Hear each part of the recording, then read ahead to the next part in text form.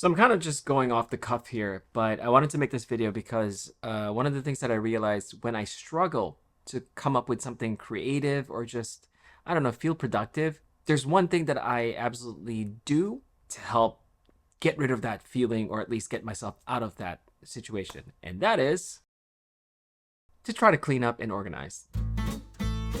This is an unfiltered look at my workspace here in the garage. There are many shoes here. Turn on the lights so you guys can see that. Actually, I should open the door.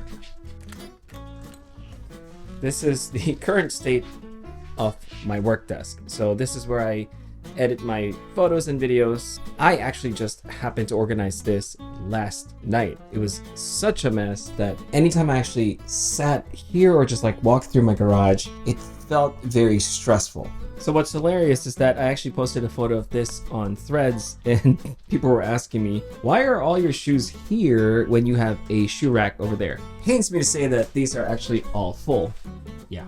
And if you're asking why we have so many shoes, well, honestly, I agree. We do have a lot of shoes, but a lot of it actually has to do with the fact that we also have 2 kids. And so a lot of the shoes that you see inside the containers are actually our children's shoes. We try our best, and I think it's a constant struggle for parents to try to keep things organized. And if you are a parent, you completely understand where I'm coming from. If you are a new parent and you feel overwhelmed that your space is always just chaotic, take heart in the fact that this is all temporary, meaning your kids are going to grow up, things are going to get better. So you just try to live with it as best as you can.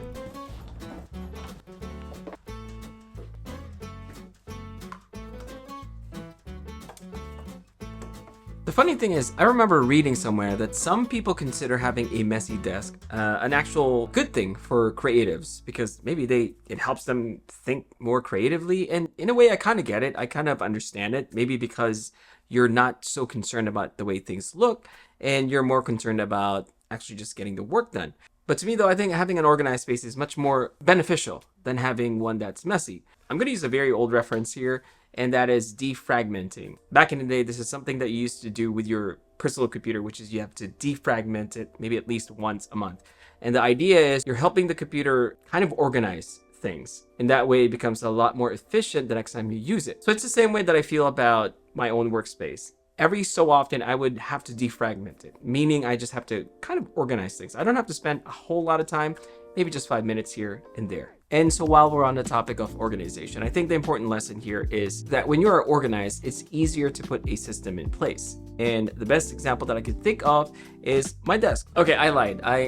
Right after I said that, right after I recorded that, I realized that I think I have a better analogy to that whole organization thing that I just said. So this is a key organizer, and we know exactly what it does.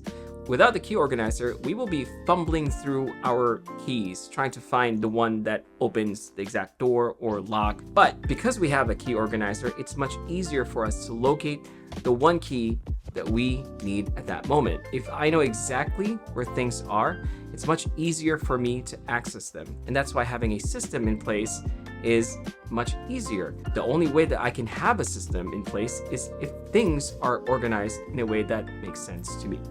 But here's also another important lesson. I don't want you to ever feel bad for not having an organized or aesthetically pleasing space. Because even for someone like me whose content is essentially this, my desk was a mess for a good part of a year, and I just cleaned it last night. What I can do is that every now and then when I have a few minutes, I can slowly organize things. The goal is to try to keep it like this as much as possible. But I'm only human.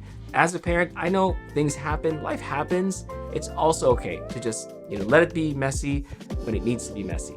I think I want to end this video with one final tip that has really helped me over the years, and that is to learn to also let go. Try not to hang on to so many of the things, like the products that you have. Like, for example, I know for a fact that tech creators are kind of obsessed, myself included, with keeping boxes of products. Every maybe 6 months or so, I would do a purge in which I would just throw away all the boxes that I don't need or give away some of the products I don't really use. If you can sell them, then good for you, because the less things that you have to worry about and think about or organize, the much easier life becomes. And you can then focus on the things that actually matter. That's pretty much it for this very simple video. I appreciate you watching. I do want to make more vlogs like this. If you have any feedback or maybe some suggestions, definitely let me know down in the comments below. And I just want to say appreciate again for watching. I'll see you guys again next time.